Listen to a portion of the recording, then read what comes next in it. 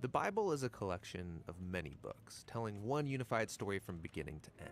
But all those books were written in different literary styles. Yeah, think of it like walking into a bookstore where every aisle has a different kind of literature. There's history or poetry or nonfiction.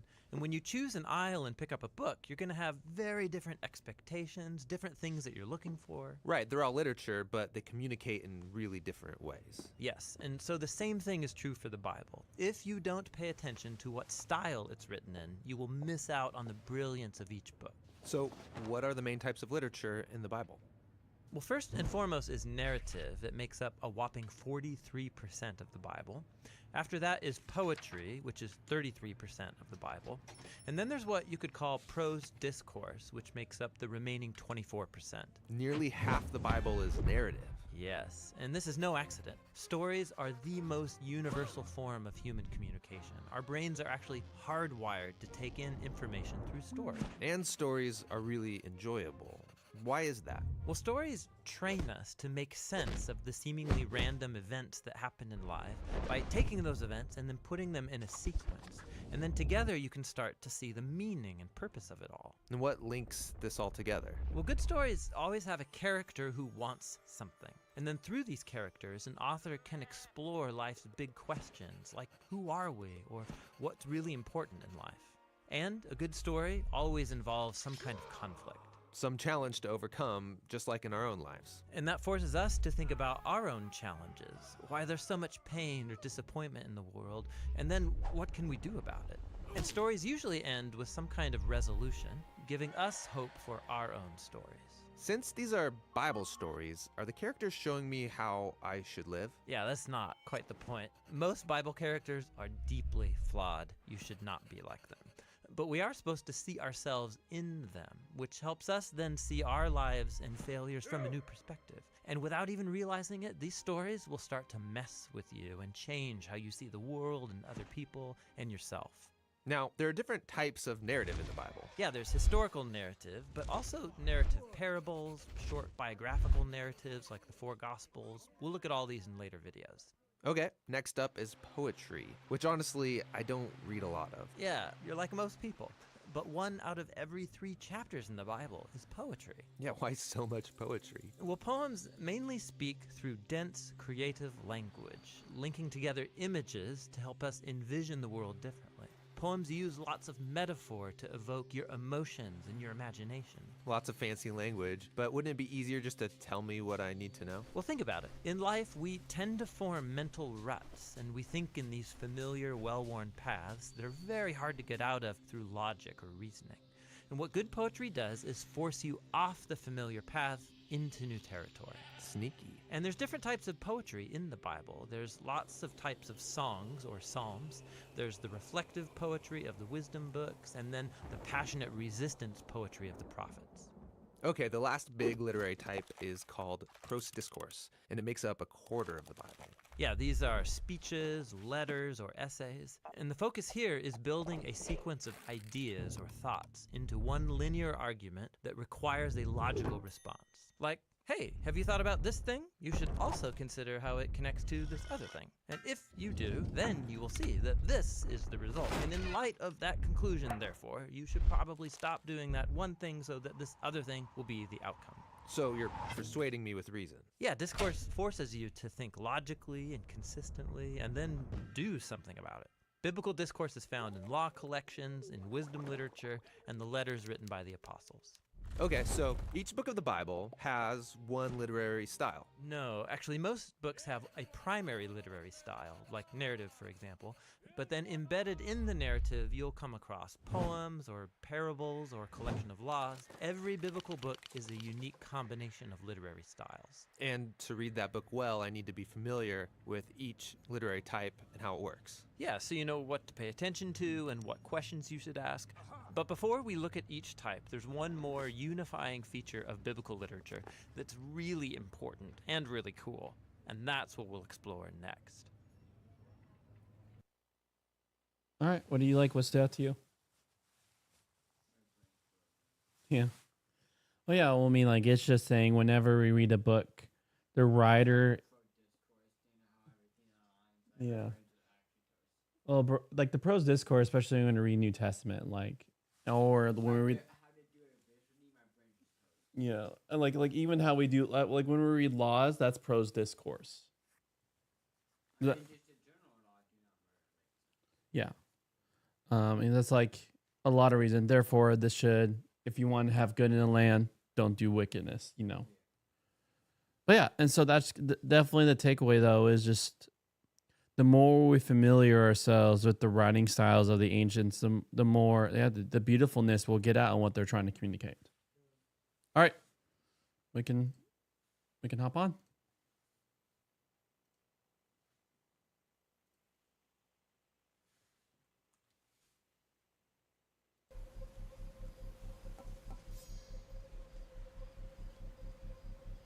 Verified.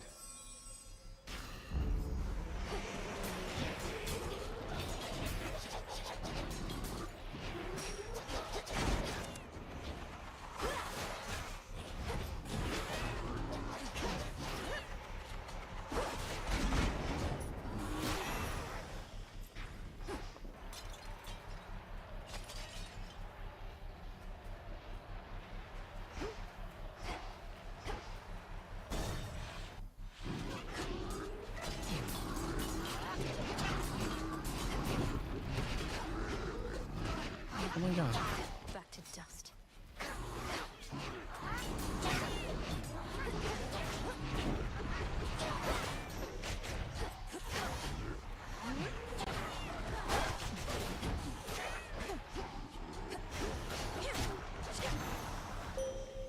I bid you shine for me again tonight. You vanquished Cerberus, the Hound of Hell, as well as the Titan of Foresight and his ally, in spite of how the vow of rivals filled them with such might. I fear, however, that the vow's full power shall be near impossible to overcome. Behold.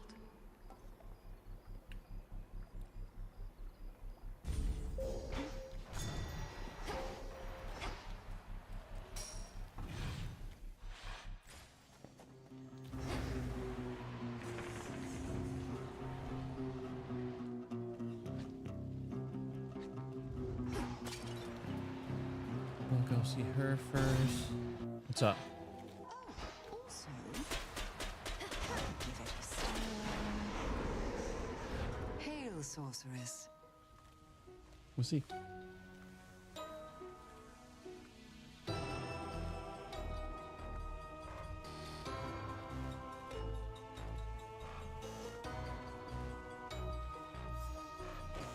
You're always on your own, Lady Medea.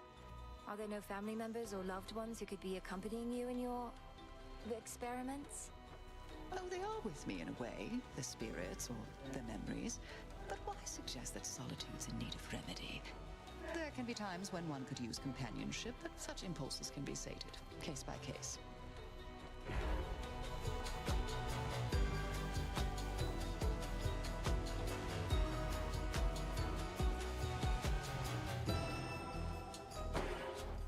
A discerning choice. Thank you. Tula, go for it. Come on out.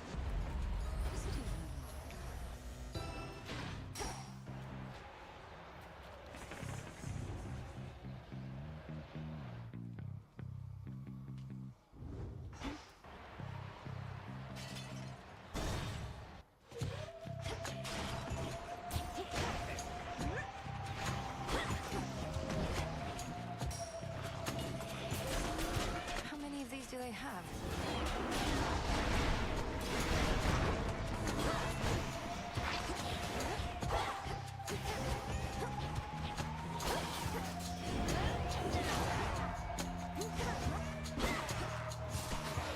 No, you don't.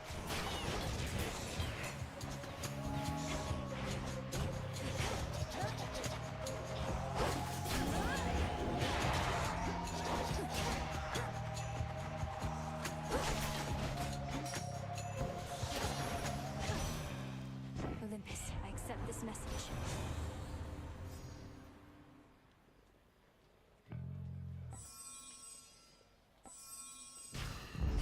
Cold comfort.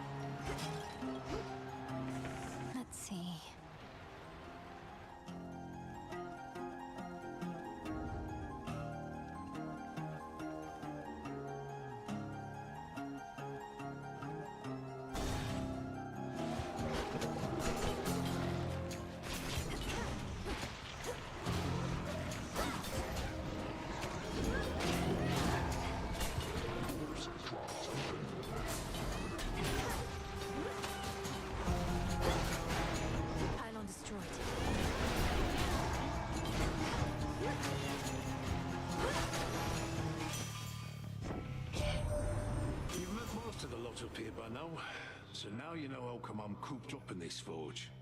The work needs doing, not to mention it's less tiring than being with the family all the time.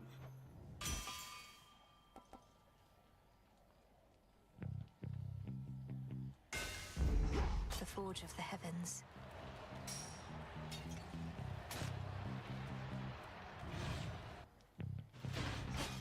A few more pylons left.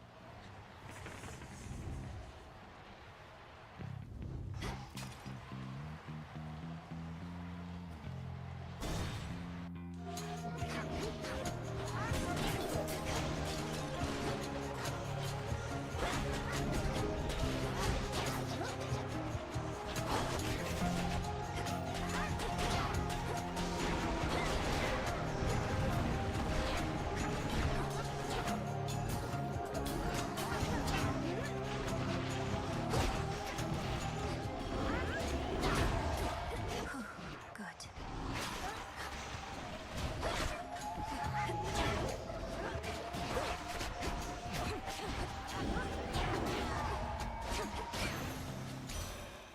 Olympus, I accept this message.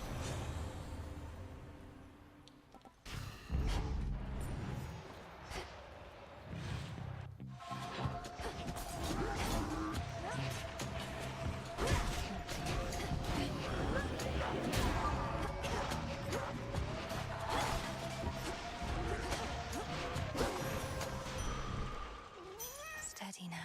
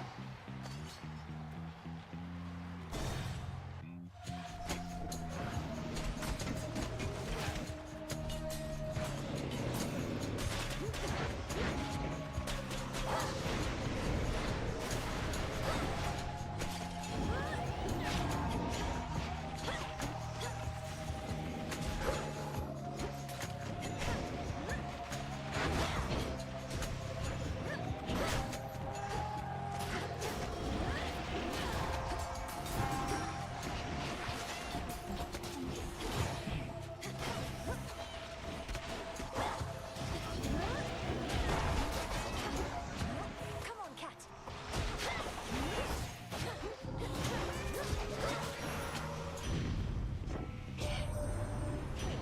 Kinder to mortals, really. Then Kronos would have had a harder time compelling the dead to rise against us. I've always tried to look after the living, but our family's best known for looking after ourselves.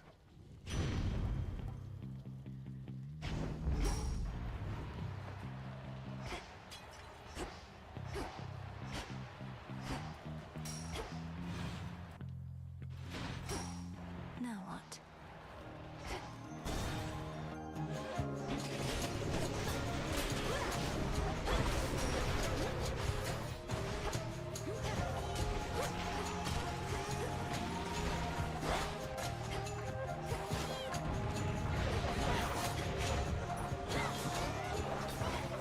Hold still.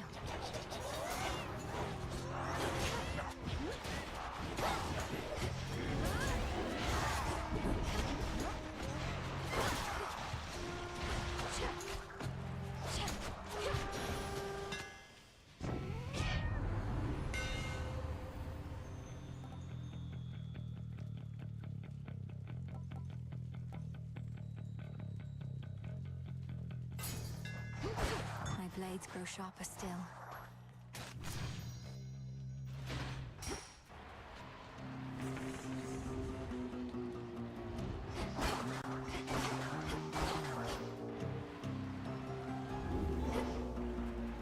At last.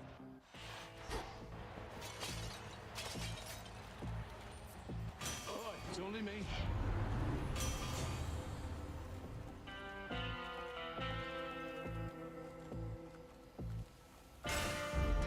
My silvers come alive. My lord. How is it you detain me every time, yet the mighty Heracles can rampage through the city all he likes and never has to deal with you? Or so he says. It's called a double standard, little sheep. Don't need my eye to know he's way bigger than you. You can knock me out for a nice short nap. He can knock me into next week. No thanks.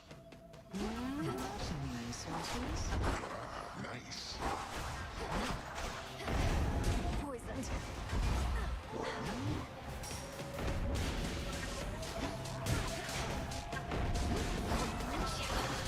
Where'd you go? Wanna spike you like a bug? What, that's it?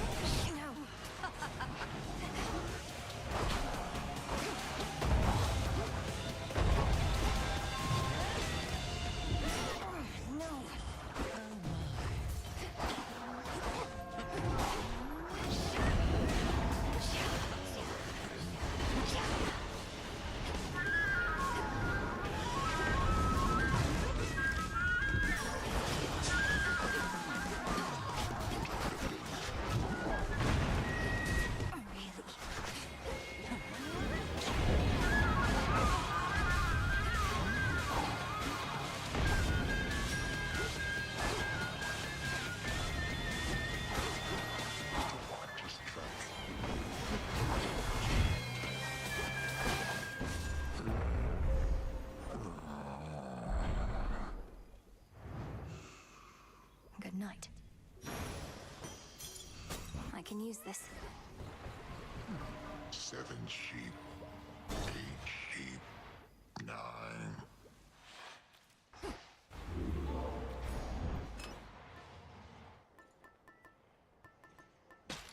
All right.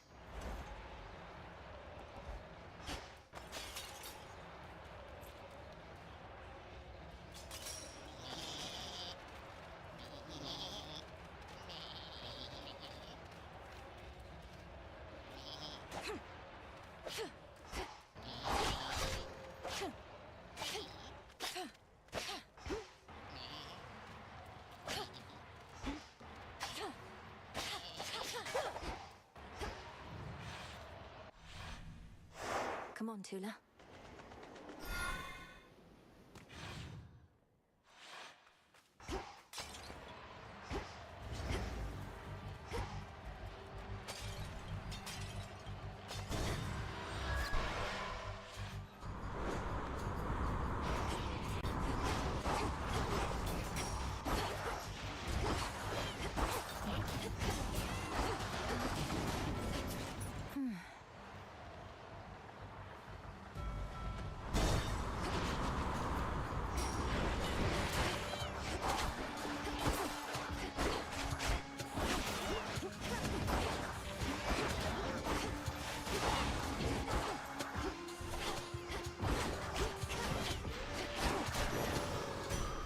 For me, this is private property.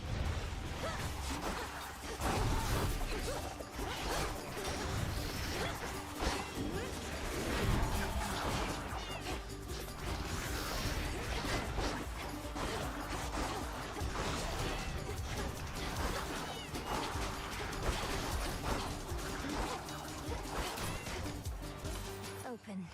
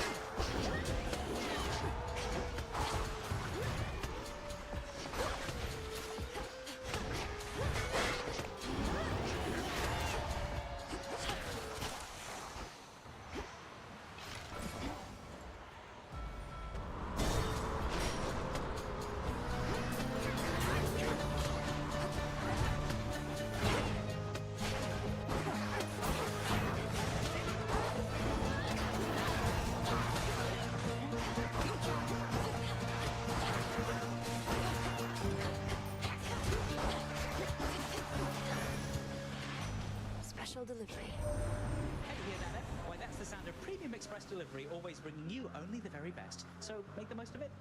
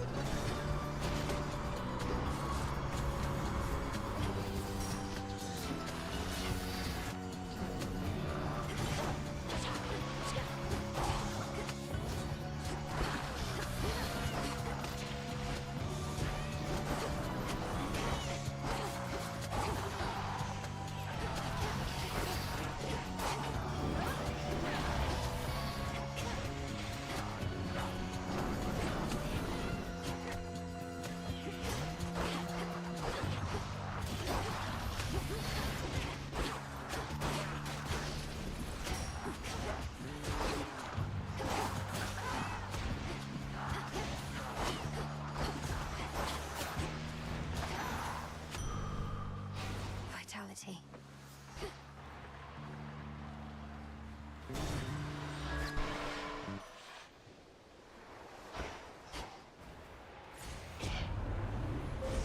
Behold the stars.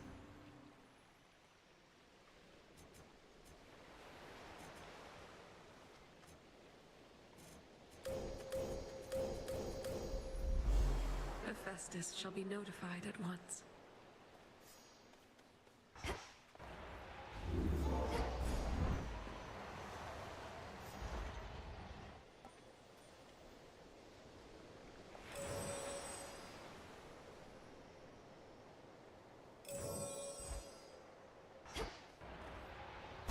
Transfer now.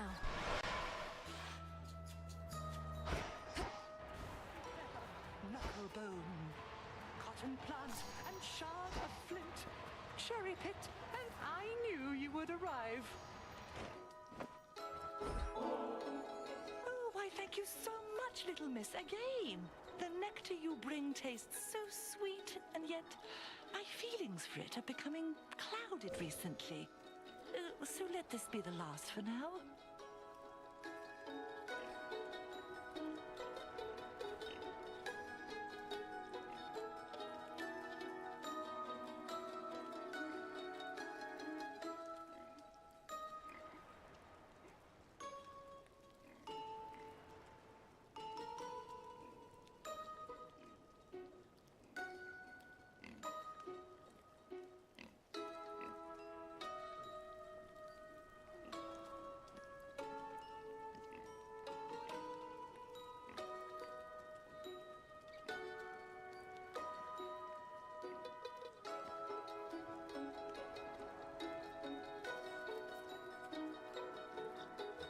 Madam Cersei, was it something I did or said?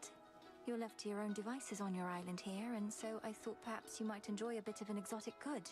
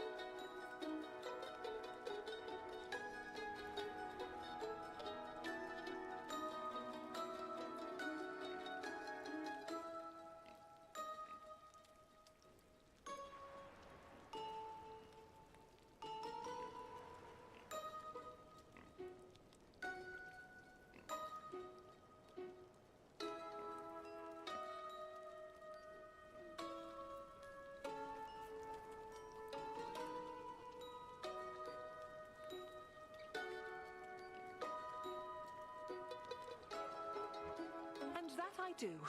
But I'm reminded with each bottle of a life I led filled with great luxuries, most all of which I've left behind, and I shall not go back. I fully understand. But thank you truly, madam, for all your wisdom and for making me your guest.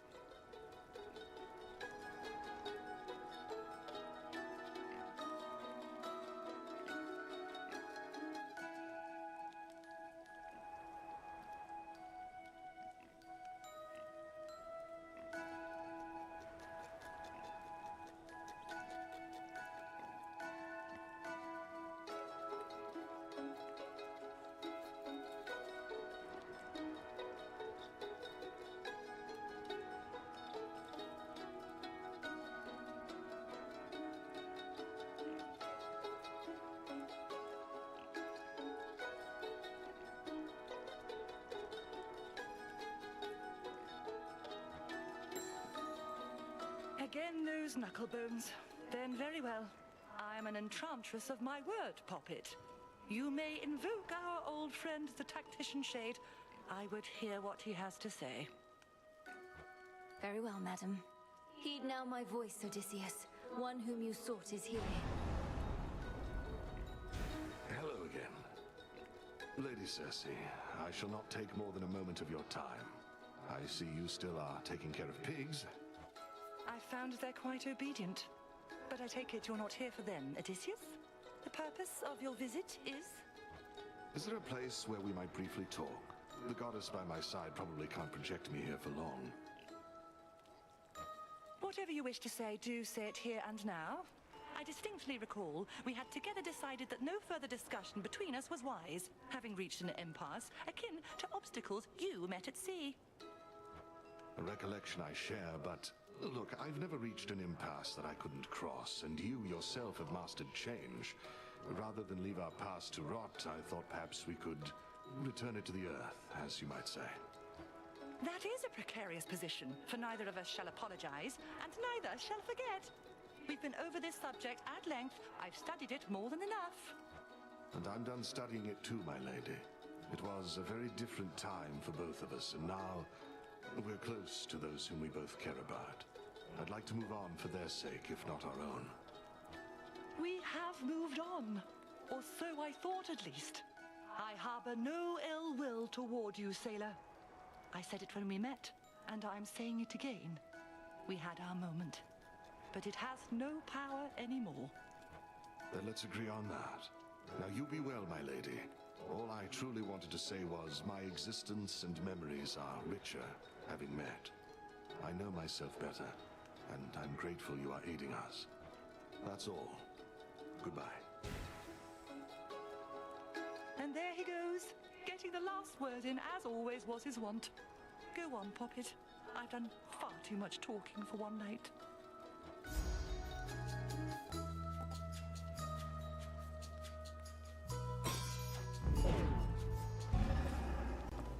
Evening, little pigs.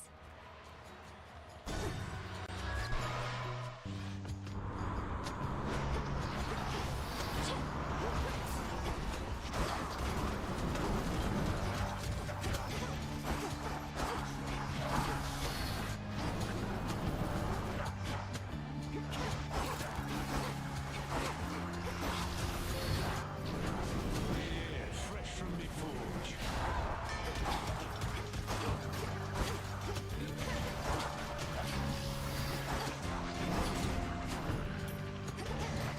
Shiver.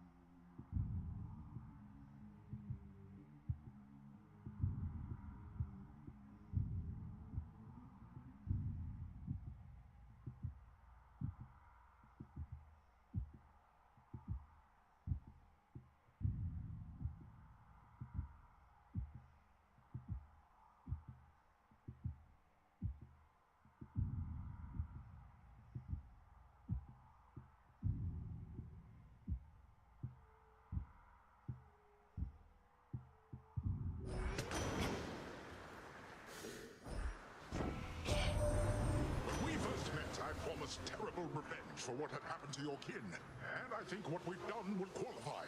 So what if Kronos wasn't permanently slain? Neither was old Hades, after all.